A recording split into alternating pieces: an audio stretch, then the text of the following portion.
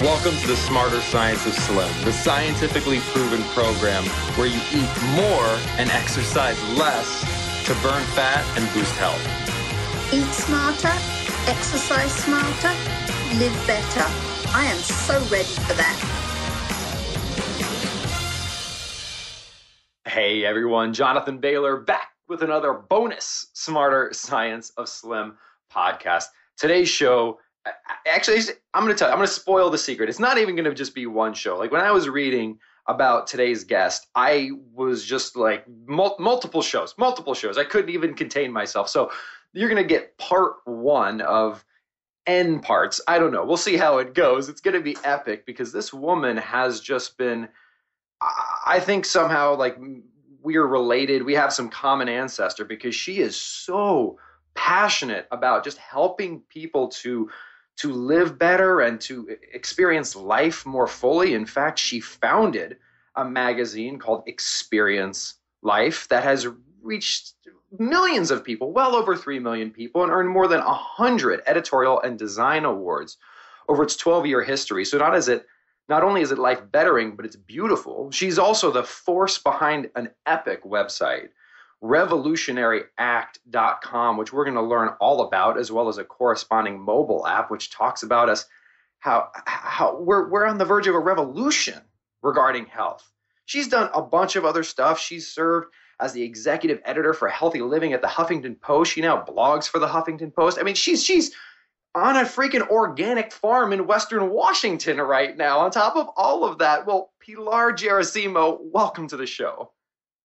Thanks so much, Jonathan. The only correction I have is, weirdly, it's a farm in Wisconsin. Washington would be even more dramatic, but it's just the middle of the country. That's so funny, the W threw me. I was like, Washington. Wait, no, that's where I live. I'm confused. Well, Pilar, that's such a sweet introduction, though. Thank you so much. My pleasure. Well, let's back up. Before we get into all of your work, I want to know the story behind the story because you are so passionate about this. There's got to be a compelling why that has driven you and a story behind that why. Can you tell that to us? Yeah, for me, it's interesting. The journey to being a healthy and happy person, I call it my rags to riches or riches to rags to riches story. And the arc of it for me was basically grew up on this amazing organic farm that my mom started as a hippie commune back in the 1970s. And I learned a whole way of life living on the farm that was, what we now know it contains most of the ingredients for a healthy life. Living in healthy community, we grew our own food, we were outdoors, we had no television, lots of activity. And I was a really healthy kid. That said, when I got to be in my teens and adolescence, I realized I don't want to live on a funky hippie commune the rest of my life. And I went out into the real world. I went away to college. I tried to forget everything my mom had told me. And I wanted to be normal. I really wanted to live the way that I did see people living on TV. And I thought, this kind of freakish granola lifestyle is just for the birds. What happened to me is that the more I embraced the norms of our society and the more I went along with the products and services and ideals that I was buying into in, what we call the dominant culture, the less healthy and happy I got. And by the time I got out of school, I was overweight, I was a little depressed, and I was feeling really unhappy. Really, I was unhappy with my body, but more than that, I was just unhappy with myself. And I think I started realizing a lot of what I was reading in the media, a lot of what I was observing in advertising and television, magazines, was just really making it harder for me to get myself in order. When I started pursuing a health improvement program, I initially depended on conventional magazines for a lot of the advice and inspiration and motivation. And what I kept discovering is that they were not very helpful. And in many cases, they actually set me back, either really messing with my body image or suggesting that I should be able to easily pursue these diets and exercise programs that for me just did not produce good results. And ultimately, I think really kind of messed with my metabolism. So that was, for me, the beginning of going, there has to be a better way. I eventually abandoned that conventional strategy. And like you, I think went out and did a lot of research on my own and started figuring it out. Lo and behold, what I discovered was that a lot of what I'd been doing as a kid, a lot of what my mom had told me to do was right. But I had to figure out a way of doing that in the real world, not on a hippie commune, while holding down a job, while living in a city. And it was, for me, out of sheer necessity, this quest to figure out what works and what doesn't. Once I figured it out and I got healthy and I got happy, it's like, this isn't actually that hard. It's just the messages that we're getting are so confusing. It's making it hard. Why isn't there a better health and fitness magazine than this? Long story short, through a variety of weird circumstances, I had gone from college into a bunch of other jobs and gotten into custom publishing. And I ended up working on a magazine and figuring out, like, this isn't very hard to do. I could make a magazine. And that was sort of the beginning of the idea for Experience Life, which ended up becoming a real life, honest to God magazine that now, like you said, it reaches, kind of boggles my mind that it reaches 3 million people, at least estimated, with each issue. But I think that the magazine for me really did come out of my own journey and just my frustration with how crappy and unreliable and unscientific and just kind of dehumanizing a lot of the conventional health and fitness media were. Pilar, I'm getting fired up just hearing this story, because this idea of it's really not that complicated. It's really not that hard when you get down to it. But what's hard and complicated is when you have all of this conflicting and counterproductive information coming at you from all angles, then it becomes confusing and weird. And it's almost unreasonable for us, people like you, people like me, the listeners, to think that we can have the revolution necessary to have science and simplicity win. But you're doing that. You're driving that. What are the keys to having this revolution where we make healthy again, and we make that which is supposed to make us happy actually make us happy instead of sad?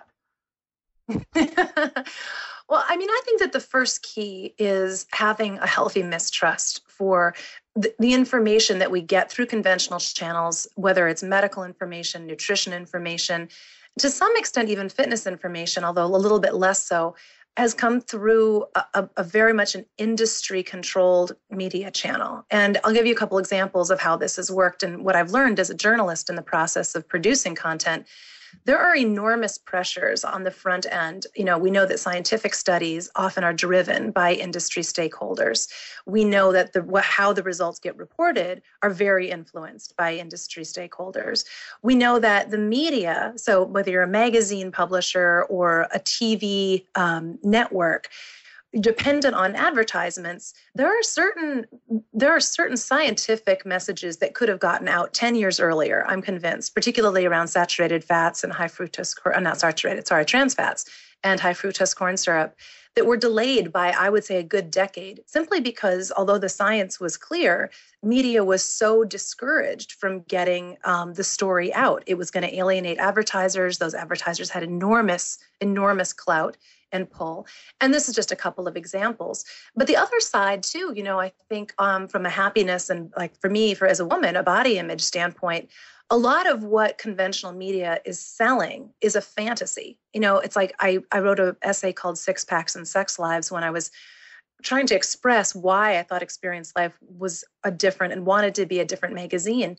And a lot of it really had to do with this. If your wish self wants a bikini body or six-pack abs or thin thighs in 30 days or whatever it is you've been convinced by the media is desirable, your wish self will buy that over and over and over again on the cover of a magazine or on the promise of a workout video. And it almost doesn't matter to the people who are running those businesses whether the advice inside actually helps you to make progress in your personal healthy way of life goals or not. They want you to buy the stuff, the magazine, the pills, the powders, the potions, whatever it is. And I think all of that just impedes the quest for good information, for reliable data, and for, I call it, I guess, like a human-centric message, something that really addresses us as whole people, rather than as, superficial, I want to be like the girl on the cover of the magazine, which, thanks to Photoshop, most of us couldn't be, even if we had the genetics. Nobody actually looks like this. So I think that those are some of the really big barriers. I think the other thing is just sometimes this is a little bit deeper. I feel like it's easy to keep ourselves distracted by trying one program after another, and the promise of the new diet or the new detox or this new regimen distracts us from the most intrinsic and lasting values of why we really want to be healthy. And the quick fix is a way of getting ourselves into a kind of a programmatic distraction that keeps us away from the really important work. Like, what is it that's keeping me from embracing a healthy way of life for the long term? And oftentimes it's all sorts of weird psychological stuff. It's fear of our own success. It's an anxiety about being as big and bright and beautiful as we can be. It's an anxiety of actually, getting to have the body and the body mind that we want, we think we want. Because believe me, when you get healthy, your life changes. It does. It's not like you can just get a whole new body and the rest of your life stays the same.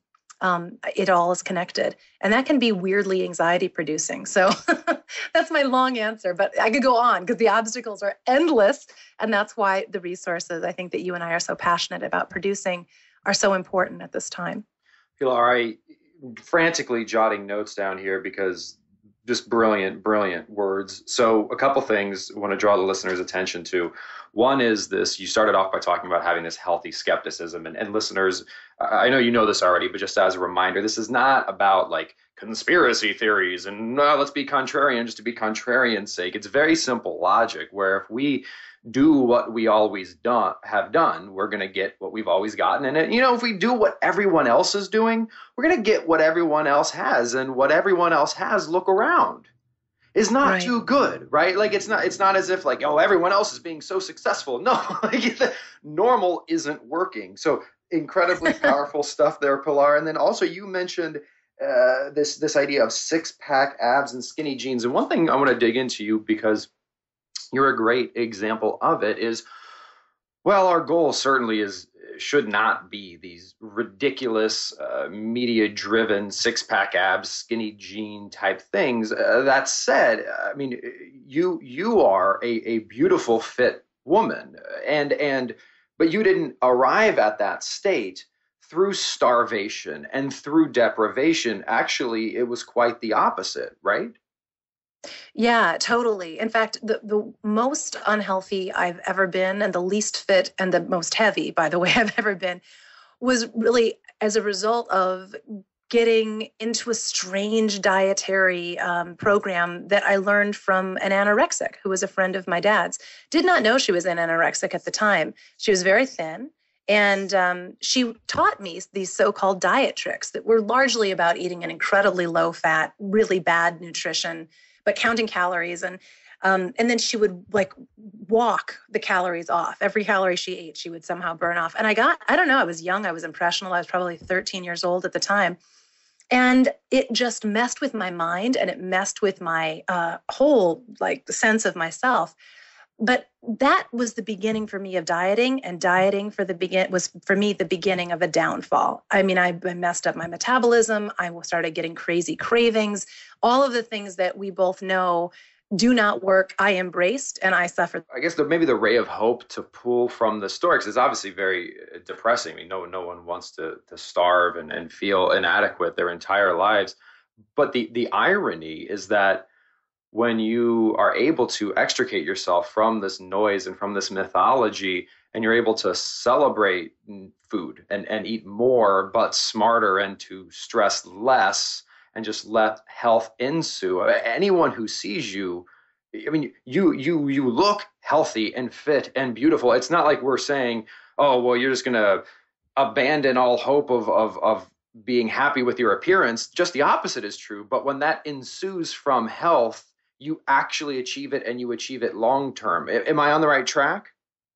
Absolutely. And I don't think that there's anything wrong with wanting to be the most beautiful version of yourself or the most fit version or the healthiest version. I mean, look, I'm as vain as any other woman, believe me. In fact, vanity has gotten me very motivated at various times in my life, but it's not a lasting motivation, at least in my mind. What motivated me was really realizing like I wanted to live in integrity with my own values. I wanted not just the body of a person who ate well and exercised. I wanted to be a person who ate well and exercised and slept and managed stress, Because to me, I realized that was the motivation. Like I wanted to feel like I was telling the truth and living the truth of this. And I knew it was possible. But until I sort of got my head on straight about that and started living the life of a healthy person rather than just trying to acquire the body of a healthy person, it didn't work for me. I would go, a week and a half on a program, and then I would just hate everything about it and myself. And it would just all backslide, and I'd be back worse off worse than when I began. And I think it's really important to be like, look, be healthy, be sexy. If you want six-pack abs, go after six-pack abs. If you're excited about being a figure competitor, look, that's your business. Whatever works for you, that's great. But I still feel like learning the skills of a healthy person, learning how to shop and cook for good food, learning how to exercise and be active in a way that feels good to your body and that doesn't get you injured, and that you have fun doing it with, and finding communities of people who want to live the same way. Those kinds of things are so much more rewarding. And then the confidence and the self-esteem and the excitement and the momentum that come from doing those things, even for, a few days in a row, even a day. I mean, on the days when I woke up and did the things that I knew I wanted to do for myself, not because I should, but because they were consistent with who I wanted to be and how I wanted to show up in the world, an hour and a half into the day, I could feel the difference. It was just a completely different mindset. But I think that the other thing is that you do need to invest the time and energy into learning from a scientific standpoint, from a clinical standpoint, from an anecdotal standpoint, for you, what works. And I'm a big believer that there is no one program. There's definitely big patterns, and I think you've really accurately nailed most of them, in your nutritional philosophy. Whole foods work, eating a ton of vegetables, whether you're a vegetarian or not, lots of veggies really work. Healthy fats really work. We can start, going into all the nitty gritty of other points, but if you do those things, you'll start to feel better regardless. And as you get healthier, you'll just naturally improve your metabolism. You're going to naturally improve your energy level, and you're going to start on a really exciting process by which you just keep feeling and getting and looking better every single day. And that's motivation in itself. That's reward in itself. Pilar, you just did such a great service for us, because I feel that you made concrete this ephemeral lifestyle change we hear about. Like everyone's like, oh, it's lifestyle change. You need to make a lifestyle change. Well, that's kind of like going into a business meeting and saying synergy. Like no one really knows what that. I mean, like what? But the distinction you've made, which I love, is like if you're saying I'm going to do this program, and that is your mindset, correct me if I'm wrong, but like that's going to fail, because life isn't like a 5-week program. Life is it's forever. So when we say lifestyle change, it's learning the habits of a healthy person. It's living like a healthy person. It's not trying to hack some secret workaround and trick your body into that. That's not a lifestyle change, and that will never, ever work long term. I agree. I think the one value that comes out of those programs, in my mind, sometimes is if you approach them as experiments, if you approach them as learning experiences. For example, you can do like an elimination diet or a detox program from an experimental point of view. What happens to my body when I do X? And then you decide, like, is it worth it for you to continue to do X? Like I gave up gluten 25 years ago when I had a kind of an acute attack that eventually got tied to gluten. Now I've been tested. I know I have a celiac gene that's responsible for me not doing well on gluten. At the time, going on a gluten-free diet was purely an experiment for me. And if it had not made a difference, I wouldn't have bothered, but it did make a difference. I could feel the difference in 3 days. And as a result, it was like, well, that's not a program for me. Like that's an element of that program I choose to continue to include. Same things with exercise programs. People might go on a fitness retreat or try out a CrossFit class, for example. The program is less important than seeing how does that feel to you? How do you feel showing up in that environment? Does it feel welcoming and exciting, or does it feel alienating and miserable? Same thing goes with yoga. Same things goes with running. You name it. I don't care what healthy lifestyle element you're talking about. If it's a program, go as a tourist, try it out, see what you think. You'll find something you like or you don't like, and then you begin to learn more about that. I had to go through a half a dozen different types of exercise before I started finding the ones that I was like, yeah, I would get up and do this on a regular basis. Or like, I would go do this. Like, I like this. So that's the value of the program. But as a result, most, actual really formulaic diets, I think, are just kind of losing, unless it's that you learn how to cook something that you like later. Like a lot of people, I think, went on, like an Atkins diet, or they went on some zone diet, or they went on a South Beach diet. And they might have found 2 or 3 things that they really like to eat or to cook or have in the house that they might not have otherwise. And I think you sort of assemble the life that works for you. But I'm like you, I'm not a big believer in programs. Again, such valuable distinctions, Pilar, because it's not about saying like never try anything anyone else ever says, and we can't learn anything from anyone else, and it's not like all programs are poisonous, but it's go in, like you said, it's brilliant as a tourist. Like, don't see this person as the guru with all the answers. See this as a data point, and then take it and evaluate it against your life and see what aspects of it you can enjoy forever. And then you will end up with your healthy lifestyle. What do you think about that? I think that that's exactly right. I think that's like everything else in life, right? We learn from relationships, what kind of people we like to be around. We learn from being in jobs, what kind of work we do or don't like to do. Same thing with this. You got to try it on. You got to see how it feels. You take away the learnings, and you get better and better and better. And it just keeps getting easier. That's the thing I think that's the best kept secret about healthy living, is that it gets better and it gets easier as you go. It's not ever going to be as hard as right when you start. At least that's my feeling. That's my theory. And there's a, tell me what you think about this distinction here, Pilar. I think of the actual act of eating and exercise. Once you get down to the science, and once you get down to the high quality eating, lots of food, high quality exercise, you don't need to be spending 20 hours a week in the gym.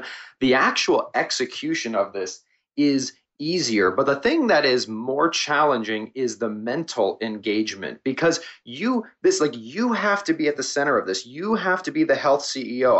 Let me tell you why I get so passionate about this, Pilar. People ask me every day, like, is X good or bad? Like, are sweet potatoes good or bad? As if I can tell them definitively whether or not this food, which is it's a food, like, it's not poison. We all get that. Like, whether or not it's good or bad, try it. If it helps you reach your goals, it's good. If it hurts you, it's bad. It doesn't matter what I think. I think that's really true. Yeah, I know, exactly. It depends on you, your energy needs, what your goals are, all that stuff, what else you happen to have eaten that day or that week, and how you're feeling at the moment. There's so many things. Like, I'm a big believer in moderation, and I took this from Dr. Mark Hyman, but I think we argue a little bit about whether it should be 85 or 90%. But, most of the stuff that we know to be true about healthy eating, and we would probably agree on, if you do that 85 to 90% of the time, you can get away with eating things a lot worse than the odd sweet potato. And, it's like, it's just an indulgence, and it's fun, and it's food for entertainment or food for social pleasure. And I don't think it kills you. I think our bodies are pretty resilient once they're healthy. But man, the desire to demonize specific foods or food types, the desire to argue about what kind of exercise is best, people are just, it's like, again, I think it's a distraction. You can get yourself completely invested in the dogma and not do anything. And that's just like, that's not good at all. It's not good, but it also represents, I think, this key distinction that you're working for and I'm working for, which is the whole concept that this thing is good or bad. Like, good or bad relative to what? Like, what is your goal? What are you even talking about? Like, that's like saying, is this outfit good or bad? Well, I don't know. Like, are you going to a formal dance? Are you going to dinner? Are you going to the swimming pool? Because based on the context, but we want to argue and make global universal claims, when in reality, this seems to be the most intimate and personal thing available. Yeah. I think, for people who are starting out on this journey or who are making an attempt to dramatically improve their health and fitness, it's particularly important to, quiet the voices that are all yelling at each other, and like go into your body and like what really, is the human body and mind and spirit hungry for. Get out of the insane little detail stuff and get down to the fundamentals. One of the reasons that, I think the magazine has been successful Experience Life magazine is that we've really focused on helping people build over time skill sets that help them move from wherever they are to a better place. And whether you're just beginning and moving a little bit forward, or you're already really healthy and fit and you want to take your health and fitness to a different level, there's something in there for you in that journey. And the same thing happened with the 101 Revolutionary Ways to Be Healthy, the app that you mentioned that we developed. It was largely about let's meet people where they are and give them on any given day something that they can do, something that they can learn that will move them forward. I think if you begin with the knowledge that it's a journey and it's going to take some time and it's going to be a fun process and you're going to learn every single day, it's so much more fun than setting, this is my goal and it's got to be done by this day. And I'm going to, by hell or high water, make it happen. And I'm going to argue about, right. It's just, that to me is just not interesting. I find it de-energizing. I mean, for some people, it's probably pretty fun, but it's kind of like talk radio or, cable TV. If you're turned on by people yelling at each other a lot, then, probably the stuff that I do isn't really going to be for you. Well, it's an awesome distinction between that which we do to make us feel healthy and vibrant should actually make us feel healthy and vibrant. And if we took a step back, and for many of us, maybe not people listening to this podcast, but maybe for people they know, if they actually look at the things they're doing as you experienced, and as I know I experienced, that which is supposedly going to make you healthy and that which is supposedly going to make you happy is actually making you sick and unhappy. So again, taking that step, I mean, it seems kind of obvious. We're talking about it here, Pilar, which is just like, focus on the results it gives you as an individual. Take a step back from the noise. That's simple, but it's not easy in our culture. Yeah. No, the culture makes it, I think, I'm passionate about this whole notion that being healthy is now become a revolutionary act in the society that we live in. It is so much easier to just go along with the program and then by virtue of that program become incredibly sick and incredibly overweight and really depressed. If you follow the norms of society, like you said, that's where you're going to go. If you do what everybody else is doing, you're going to end up where right now more than 50% of our population is, which is chronically ill and dependent on prescription drugs. And, for me, I think embracing the revolutionary mindset of I choose different, I want to be something other than the norm. And I recognize it's going to take unconventional choices and unconventional habits. And I'm going to be hanging around with some unconventional people and we're going to have more fun than I think the conventional set is going to have. It was so much more empowering for me than trying to go along with the norms and feeling like there was something wrong with me, that it wasn't working. So, it's funny, just a dumb aside, I was reading, I can't remember what magazine the other day, and I pulled this ad out for, I'm all for brand names. It was like a new Triscuit. And it was so here's a major food company producing a major product. And they said, it's like this, oh my God headline, and it's this woman who's just like so extraordinarily excited to be eating this new version of a Triscuit. And they've completely changed what they're doing. And it's so much excitement. And they say, in addition to whole grain wheat and brown rice, we are now including real food ingredients like brown rice and sweet potato or something, or red rice and sweet potato. I don't know. And it was like the whole idea that these were real food ingredients and that was a departure from the normal ingredients that you might find in an average cracker here in the United States. I think to me said everything. Like, we've gotten so far away of what really would be working and what should be, more widely available for the bulk of our population, that it's extraordinary and exceptional to include as, real food ingredients, these little, dustings of sweet potato or whatever it is that they were claiming was going to be the healthy part of that cracker.